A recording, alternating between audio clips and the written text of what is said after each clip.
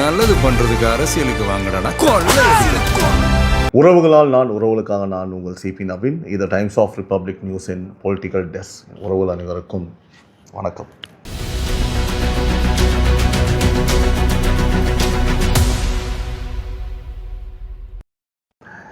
நேற்றைய தினம் கிட்டத்தட்ட 1000க்கும் மேல் எல்லா பிளாட்ஃபார்ம்லேயுமே என்னோடய பிறந்தநாளுக்கு நீங்கள் விஷஸ் பண்ண அனைவருக்கும் என்னோட மனமார்ந்த நன்றிகள்.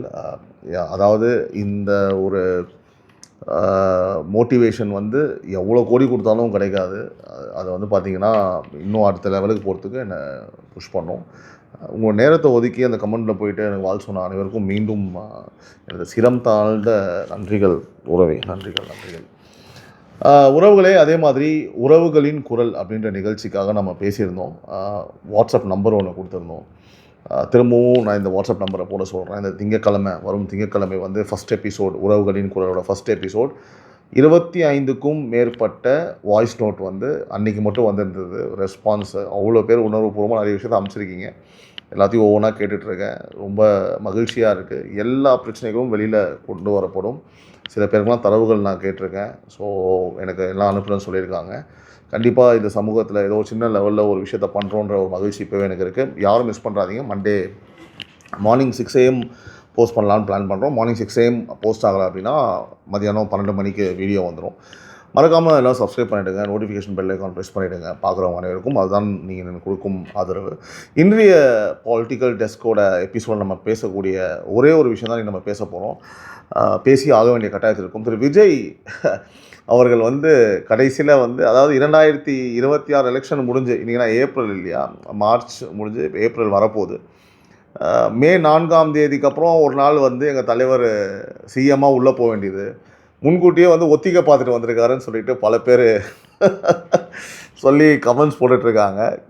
ஒரு பயங்கரமான ஒரு ஒரு வைப் இருந்திருக்கும். லைவ் வந்து ஓடிட்டுருக்கும் போது நான் கீழே போய் பார்க்குறேன். எல்லா சேனல் லைவ் போட்டாங்க. தலைமைச் செயலகத்துக்கு திரு விஜய் அவர்கள் வந்து பார்த்திங்கன்னா தேர்தல் அதிகாரியிடம் புகார் அளிக்க வந்து போயிருக்காரு. ஏன்னா வந்து பரப்புரைக்கு வந்து உரிய அனுமதி வந்து வழங்குறதில்லை. அதாவது ஒரு சார்ந்த அதிகாரிகள் இருக்காங்க, அதாவது திமுகவுக்கு ஆதரவு அதிகாரிகள்லாம் இருக்காங்க. அதனால் அவங்களெல்லாம் வந்து உடனடியாக மாற்றணும் அப்படின்னு சொல்கிறாங்க. சொல்லி அவர் வந்து பார்த்திங்கன்னா மனு கொடுக்கறதுக்காக, அவரோட புகார் கொடுக்கறதுக்காக அவர் தலைமைச் செயலகத்துக்கு போகிறாரு. உள்ளே நீங்கள் உண்மையாக சொல்கிறேன், நான் லைவில் பார்க்கும்போது அவ்வளோ கமெண்ட்ஸ் ஆகிறாங்க எல்லாருமே. இன்னொரு பக்கம் நான் கவனித்த விஷயம் என்னன்னு கேட்டிங்கன்னா, உறவுகளே, தலைமைச் செயலகத்துக்கு உள்ள விசில் சத்தம் பறக்குது. உண்மையாகவே வந்து எனக்கு அது செம்ம சிரிப்பாயிடுச்சு. இல்லை ரோட்டில் ஓகே, இல்லைனா வெளியில் நம்ம எங்கேயாவது பரப்புரை போகும்போது ஓகே, அதெல்லாம் லாஜிக்கலாக புரிஞ்சிக்க முடியுது. ஆனால் தலைமைச் செயலகத்துக்குள்ளேயே வந்து பார்த்தீங்கன்னா சைட்லேருந்து கத்துறானுங்க, அண்ணா அண்ணா அப்படின்னு சொல்லிட்டு கத்துறானுங்க. விசில் சத்தம் பறகுது உள்ளுக்குள்ளேயே. முடிஞ்சால் திரு ஸ்டாலின் அவர்களும் உங்களை கட்சி சார்ந்தவங்களும் இதை கண்டிப்பாக, திமுக கட்சி சார்ந்தவங்க கண்டிப்பாக இதை பார்க்கணும். வயிறு எறிவானுங்க. டேய், செக்ரட்டரியேட்டுக்குள்ளேருந்தே எங்களுக்கு எவன்டா அவன், அடா பாவீங்களா, உங்களையாடா கூட வச்சுருந்தோம் இவ்வளோ நாள், எவன்லாம் ஸ்லீப்பர் செல்லுன்னு தெரியலையேன்ற ஒரு பதட்டம் இருந்திருக்கும். அது மட்டும் இல்லாமல் என்ன ஒரு பரபரப்புங்க. நான் ஹைப்லாம் பண்ணல. இப்போ எப்படியும் உங்களுக்கு ரெஃபரன்ஸ் போடுவாங்க, அங்கே கீழேருந்து மேலே போகிறதுக்குள்ளே அவ்வளோ ஒரு பரபரப்பு. அதில் ஒரு செய்தி வேறு பார்த்தேன், ரொம்ப வருத்தமாக இருக்குது. ஒரு காவல் அதிகாரிக்கு கை ஏதோ அடிபட்டுடுச்சான், உடனே ஹாஸ்பிட்டலுக்கு கூப்பிட்டு போயிருக்காங்கன்னு சொல்லிட்டு. தலைமைச் செயலகத்துக்கு வந்தால் கூட உங்கள் கண்ட்ரோலில் தான் இருக்குது, கண்ட்ரோல் பண்ண முடியலன்னா பார்த்துக்கோங்க. நான் திரும்பவும் அதான் சொல்கிறேன், ஒரு கரிஷ்மேட்டிக் லீடர் அது எங்கே போனாலும் அந்த கரிஷ்மா இருக்க தான் செய்யும். எங்கே போனாலும் ஒரு கூட்டம் இருக்க தான் செய்யும். அதை மாற்றுக்கிறதே கிடையாது. ஆனால் இன்றைக்கி ஸ்பெஷல் ஐட்டம் வந்து தலைமைச் செயலகத்துக்குள்ளேயே அவருக்கு விசில் சத்தம் பறக்குது. அவ்வளோ வந்து பார்த்திங்கன்னா ஒரு பார்க்கும் போது அது ஒரு வைப்பாக இருந்தது ஆக்சுவலி. ஏன்னா தீய சக்தியவே வந்து பார்த்திங்கன்னா தலைமைச் செயலகத்துக்குள்ளே பார்த்து வித்தியாசமாக ஒரு மாற்றத்துக்காக ஒரு கட்சி ஆரம்பித்து அது மிகப்பெரிய ஒரு 3 முனை போட்டின்னு தான், அதாவது வலுவான 3 முனை போட்டின்னு தான் சொல்லணும். திமுக, அதிமுக, தவேகா. ஒரு கட்சியின் தலைவர் வந்து தலைமைச் செயலகத்தில் வரும்போது நல்லா இருந்தது பார்க்கும்போது. அவர் சிஎம்மாக உள்ளே வருவார்ன்றது மக்கள் கையில் தான் இருக்குது. இப்போ நம்ம பேசக்கூடிய விஷயம் என்னென்னு கேட்டிங்கன்னா, ஏன்டா பயந்து சாகுறீங்க? இப்படி ஏன் பயந்து சாகுறீங்க? எவ்வளோ பயம். ஆனால் கேட்டால் எங்களுக்கு பயம் கிடையாது, எல்லாம் ப்ராப்பராக தான் நடக்குது, எல்லாம் வந்து முறைப்படி தான் நடக்குது, அவங்க எதுவும் சரியாக கொடுக்கல. உறவுகளே, நீங்கள் வந்து இந்த நேரத்தில் நிறைய விஷயத்தை கனெக்ட் பண்ணி பார்க்கணும். நான் இப்போ பேசுகிறது வந்து விஜய் அவர்களோட ஆதரவாளர்கள், அவரோட ஓட் பேங்க் இருக்கவங்களாம் நான் பேசுகிறேன். காமன் பீப்புளுக்கும் இந்த பதிவை நான் சொல்ல விரும்புகிறேன். பல இடங்களில் வந்து நாங்கள் சொல்லியிருக்கோம், இல்லைங்க திமுக அரசு முடக்குது, திமுக சேர்ந்தவங்க அவரை முடக்க நினைக்கிறாங்க. ஏய், நீ சும்மா வந்து பார்த்தனா ஒரு போட்டி பொறாமையில் சொல்கிற, அதெல்லாம் அவர் வீட்டில் தண்ணியில் கொலாவில் வந்து தண்ணி வரலனா கூட வந்து அதுக்கு வந்து திமுக தான் காரணம்னு சொல்லுவீங்களா? அப்படின்லாம் வந்து பல பேர் வந்து ஒரு விமர்சனத்தை வச்சாங்க. இப்போது நீங்கள் சொல்லுங்கள். அதாவது எலெக்ஷனுக்கான கோட் ஆஃப் கான்டக்ட் போட்டு கூடங்க எல்லா கட்சியும், எதிர்கட்சி தலைவர் இருக்கார்ல இபிஎஸ், அவர் பாட்டுக்கு வந்து பார்த்தீங்க அப்படின்னா மயிலாப்பூர் தொகுதியில் தமிழிசை அவர்களுக்கு ஆதரவாக பிரச்சாரம் பண்ணிட்டு போயிட்டே இருக்கிறார். அவன் அங்கங்கே பிரச்சாரம் பண்ணிட்டு போயிட்டே இருக்கிறான். ஆனால் வெளியிலேயே ஒரு வரவிடாமல் என்னலாம் நீ டிசைனாக பிட்டாக போட்டு விதவிதமாக குரலி வித்தை காமிச்சிட்டு, இந்த சின்ன பிள்ளைங்கள்லாம் குழந்தைங்க அம்மா அப்பா வீட்டில் இருக்கும் போது, வேலைக்கு போகிற அம்மா அப்பாலாம் வீட்டில் இருக்கும்போது காலைல வேலைக்கு போகும்போது அழுவும் தெரியுமா, அம்மா போகாதம்மா அப்படின்ற மாதிரி இவனுங்க அழுகுறானுங்கப்பா, போகாதப்பா, கம்பெனிக்கு போயிடாதப்பா எப்பா அப்படின்னு விட்டா காலில் ஊந்துருவானுங்க போல இருக்குது. இது உண்மைங்க, இது விளையாட்டுக்கு சொல்லலை. அவனுக்கு வந்து பயம் உச்சத்தில் இருக்குது. எப்படியாவது எப்போடா இந்த 20 நாள் போகும், இவர் எப்படியாவது என்னெல்லாம் ஒரு நாட்களை கடக்க முடியுமோ, ஒவ்வொரு நிமிஷத்தையும் வந்து வேஸ்ட் பண்ண வைக்கிறதுக்கு என்னென்னலாம் ஒரு டீமே அறிவாலயத்தில் ஒரு டீமே போட்டு இதுக்காக உட்காந்து வேலை பார்த்துட்டு இருக்கானுங்க. உண்மையாகவே என்னெல்லாம் வந்து மெயினாக நான் நேற்று ஒரு நண்பர்கிட்ட பேசினேன், இந்த அப்ளிகேஷன் இந்த பெர்மிஷன்ஸ்லாம் வாங்குறதுக்கு. டிவிக்கு சார்ந்த அப்ளிகேஷன்ஸ் எது வந்தாலும் அவங்கள டிஃப்ரெண்ட்டாக ஹேண்டில் பண்ணுறாங்களாங்க. அவங்க டிஃப்ரெண்ட்டாக, அதாவது 3 மணி நேரம் வெயிட் பண்ண வைக்கிறது, 4 மணி நேரம் வெயிட் பண்ண வைக்கிறது.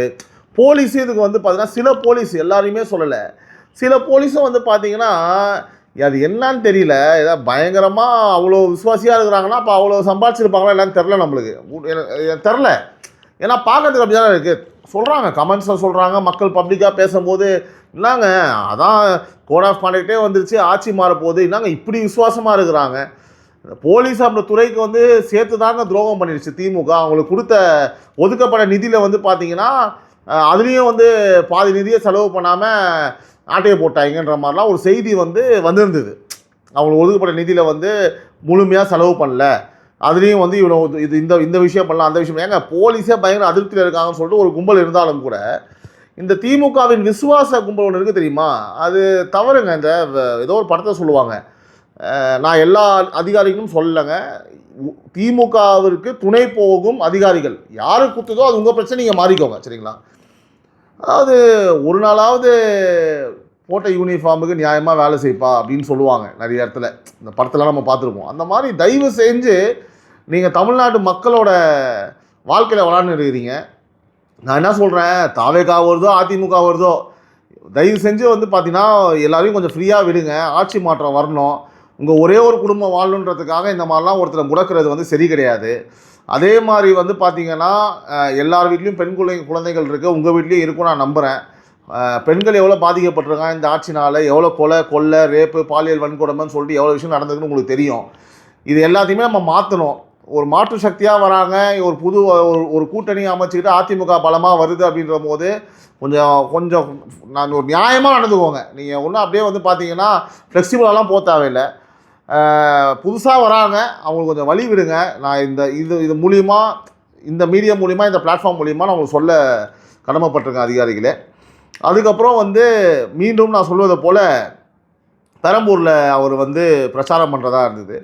ஒரு குழியை நோண்டிவிட்டு அங்கே கரெக்டாக சுற்றி பேரிகேடை போட்டு உடனே ஒரு சீனை போட்டாலுங்க. அது பாருங்கள், கையோட எங்கே அசிங்கமாகிட போகுதுன்னு, அதாவது கேவலத்துலேயும் கேவலங்க. உடனடியாக நியூஸ் வைரலாகவும் தெரிஞ்சவனே அந்த குழியெல்லாம் மூடி ஜிசிசியோட வாட்ஸ்அப், அதாவது ஜிசிசியோட சோஷியல் மீடியா ஹேண்டலில் நாங்கள் வந்து எதுக்காகவும் அவசர பணி, அந்த தண்ணி குடிக்கிற பைப்பு ஏதோ உடஞ்சிருச்சுன்னு ஒரு புகார் வந்தது. நாங்கள் அதனால தான் அதை வந்து நோண்டி உடனே சரி பண்ணி உடனே மூட்டோம். டேய், நான் என்ன கேட்குறேன், நியாயமாக சொல்லு. ஒரு குழியை நோண்டா நீ மினிமம் டு மினிமம் எவ்வளோ நாள் நோண்டுவ, அதுக்கப்புறம் எவ்வளோ நாள் கழிச்சு நீ அதை மூடுவ. நீ நோண்டுறதும் தெரியும், மூடுறதும் தெரியும். அந்த தமிழ்நாட்டுக்கு இந்த சீனெல்லாம் போடக்கூடாது. உடனே நீ கடன்னு போய் மூடிட்டியா? அதாவது நீ என்ன சொல்ல வர, தாவேகாவோட பெரம்பூர் நிகழ்வுக்கு ஜிசிசி வந்து உதவி பண்ணுச்சு, அதனால் நீ சீக்கிரமாக அதை மூடிட்டேன்னு சொல்ல வரியா?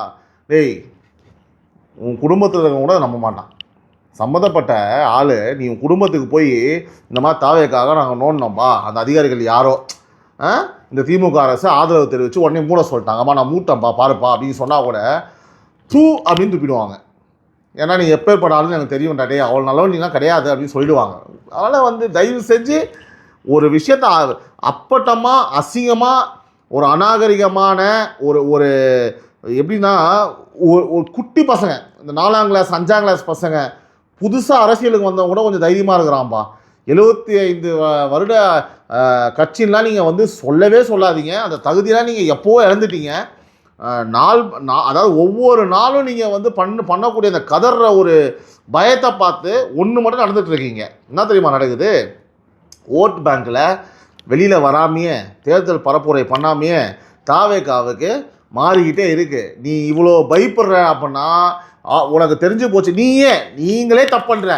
அந்த இடத்துல அவனுங்க ஒரு 25% வாங்குற மாதிரி இருக்கு அப்படின்னா இந்த மாதிரி விஷயங்கள் பண்ணி 75 வருஷ கட்சியை அலற விட்றானுங்கப்பா. எப்படி பயப்படுறானுங்கப்பா.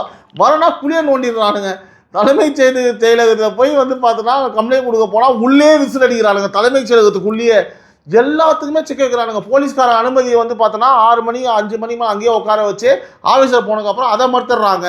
ஒரு 18 இடத்துக்கு 19 இடத்துக்கு ஒரு 100 அப்ளிகேஷன் போட்டால் 50% தான் அப்ரூவல் பண்ணுறாங்க, 50% அப்ரூவலே பண்ணுறதில்லை. இந்த மாதிரி செய்தி வந்துட்டே இருக்குது. அது உங்களுக்கு தெரியுதா இல்லையான்னு தெரில. எவ்வளோ வந்து பார்த்தோம் அப்படின்னா மானங்கட்டு போய் நீங்கள் நடந்துக்கிறீங்களோ அவ்வளவும் தமிழக வெற்றி கழகத்திற்கு உண்மையாகவே வந்து ப்ளஸ் பாயிண்ட்டு தான். அதாவது நான் திரும்பவும் சொல்கிறேன் உறவுகளே, நீங்கள் போடுற, அதாவது இவனுங்க போடுற, இந்த திமுக கட்சிக்காரனுங்க போடுற நாடகம் மக்கள் பார்த்துட்டு இருக்கிறாங்க. எல்லாருக்கும் தெரிஞ்சு போச்சு. திரு சேகர் பாபு அவர்கள் வந்து சொல்கிறாரு, அதாவது இல்லைங்க பெரம்பூரில் அவர் நிற்க போகிறாரு அப்படின்னா ஒன்றும் ஆகாது அப்படின்றாரு. சத்தியமாக சொல்கிறேன், ஒன்றும் ஆகாது. நீங்கள் வாயில் சொல்கிறீங்க, ஆனால் செயல்பாடுகள் அப்படி இருக்கா? எங்கேயாவது மேட்ச் ஆகுதா? நீங்கள் சொல்கிறதுக்கும் உங்கள் செயல்பாடுக்கும் மேட்ச் ஆகுதா?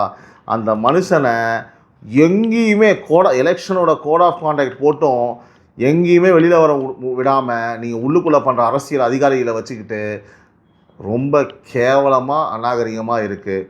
தேர்தல் ஆணையம் இது நியாயமே கிடையாது. ஒரு மனுஷன் வந்து என்னென்னமோ பார்த்து ரைட்டு அதாவது இந்த திமுகவை எதிர்த்து ஒருத்தன் வரணும் அப்படின்னா இந்த அளவுக்குலாம் முடக்குறாங்க அப்படின்றது நீங்கள் தான் ரொம்ப நியாயமான ஒரு நியூட்ரலான ஒரு தேர்தல் ஆணையமாக இருப்பீங்கன்றதை நாங்கள் நம்புகிறோம்.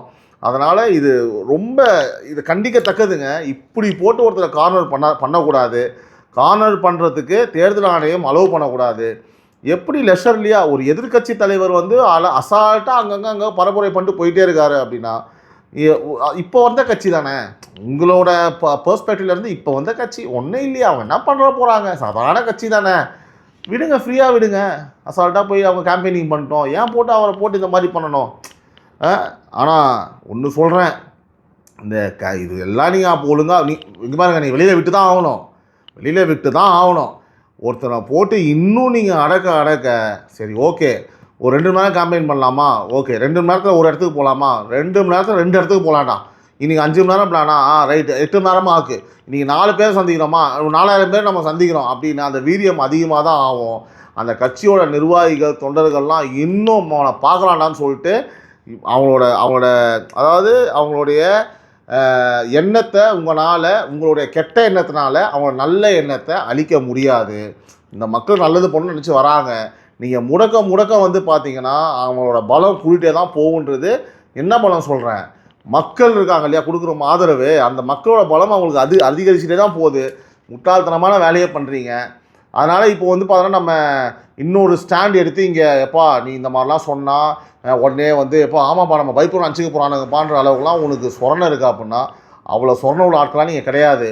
ஆனால் எங்கேயாவது யாருக்காவது உரைச்சிது, நம்ம ரொம்ப அசிங்கப்படுத்துகிறானுங்க, ரொம்ப கேவலப்படுத்துகிறானுங்க, ரொம்ப மட்டமாக நடத்துகிறானுங்கன்னு எங்கேயாவது நீங்கள் உணர்ந்தீங்க அப்படின்னா விட்டு தான் பாரேன், என்ன பண்ணுறாருன்னு பாரு.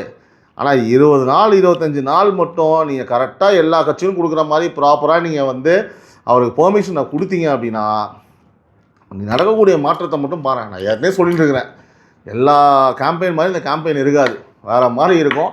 அதுக்கான உதாரணம் இன்னைக்கு தலைமைச் செயலகத்திற்குள் பறந்த விசில் சத்தம். உங்களால் அந்த சத்தத்தை இந்த தேர்தலுக்கு முடிஞ்சோ ஒழிக்கவும் முடியாது, அடக்கவும் முடியாது. கண்டிப்பாக இந்த தேர்தலில் விசில் சத்தம் தமிழகம் எங்கும் பரவதான் போகுது, தீய சக்தி ஒழிய தான் போகுது. உறவுகளே, உங்கள் கருத்தை பதிவு செய்யவும். தீய சக்தியை ஒழிக்கிறோம், அதில் மாற்றுக்கிறதே கிடையாது, கவலைப்படாதீங்க. திரு விஜய் அவர்கள் கண்டிப்பாக வெளியில் அவங்க பெர்மிஷன் கொடுத்து தான் ஆகணும், வந்து தான் ஆகணும். இன்னும் கொஞ்சம் அப்படியே கொஞ்சம் எக்ஸ்டெண்ட் ஆகிட போகுது, ரொம்ப நாள் இது நீடிக்காது. கண்டிப்பாக உங்கள் தலைவர் வருவார். ஒரு ஜேர்னலிஸ்ட் பார்வையிலேருந்து நாங்களும் ஆர்வமாக மக்களோட பலம் எப்படி இருக்குது, என்ன பேச போகிறாருன்னு காத்துட்ருக்கோம். மாற்றத்தை நோக்கி உறவுகளால் நான், உறவுகளுக்காக நான், உங்கள் சிபி நவீன். இது டைம்ஸ் ஆஃப் ரிபப்ளிக் நியூஸின் பொலிட்டிக்கல் டெஸ்க். நன்றி உறவுகளே.